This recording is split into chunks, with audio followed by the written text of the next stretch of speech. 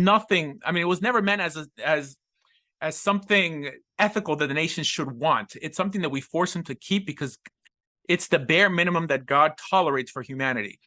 I have a big issue with the Noahide movement because when people come to convert to Judaism, they're given this instead. They're given this as an alternative. Now, if someone wants to live by 7 laws, that's fine. But what we have with the Noahide movement, it's become a proselytizing movement. They're actually, they're telling people who possibly do want to convert, why would you want to convert if you can have the same relationship or you could have a place in the world to come as securely as someone who converts to Judaism? And that's, rabbinically, it's not true. There are opinions that say, yes, they get a chelik olam haba, for sure. However, there are sources that teach the exact opposite. However, what there isn't a disagreement on is if a Jew who keeps the Torah pleases God and gets a share in world to come. So if someone would be a betting man, it would really behoove him to choose Torah over this Noahide system. But the reason on that, where in the Torah would it tell me that a Jew has a guaranteed place in the world to come? Oh, the Torah doesn't even mention a world to come. I mean, go. it seems so. Right. So how are you safer if you're a betting man? How are you safer going with Judaism than the Noahide laws when Torah doesn't even mention a world to come? Well, because the Torah never mentions a righteous Gentile.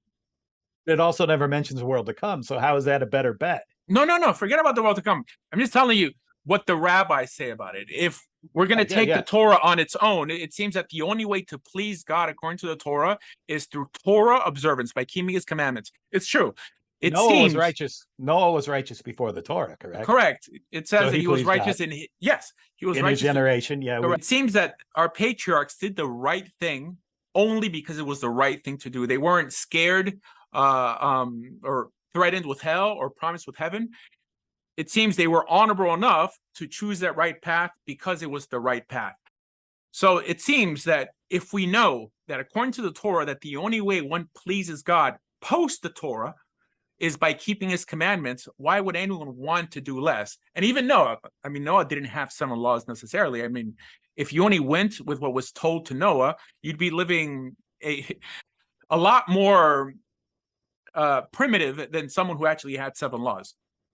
3 or 4 laws tops. That you're like in life, things aren't. Our choices aren't typically between what's good and what's horrific. It's typically between what's good and what's better.